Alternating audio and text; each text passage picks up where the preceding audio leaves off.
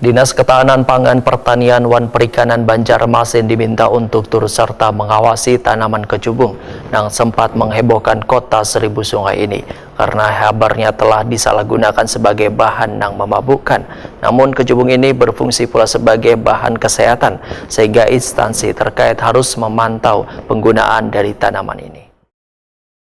Dinas Ketahanan Pangan Pertanian Wan Perikanan Banjarmasin diminta untuk turut serta mengawasi tanaman kecubung yang sempat menghebohkan kota Seribu Sungai ini. Karena salah satu jenis tanaman hias ini dihabarkan telah disalahgunakan sebagai bahan yang memabukkan. Sedangkan kecubung ini berfungsi pula sebagai bahan kesehatan sehingga instansi terkait harus memantau penggunaan dari tanaman ini. Demikian dipadahkan Wakil Ketua DPRD Banjarmasin Muhammad Yamin, Waitakwan di Prima TV jelang tengah hari Senin 15 Juli 2024.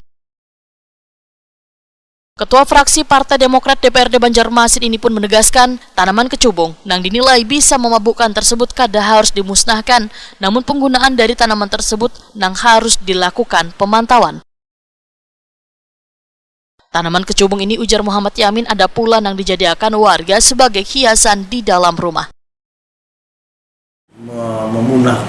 Memusnahkan daripada tanaman tersebut sebenarnya, ya kan.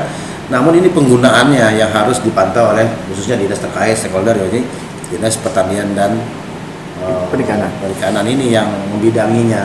Karena saya dengar juga ada beberapa di rumah warga juga ada tanaman tumbuhan yang kecubung tadi kan, ya gitu.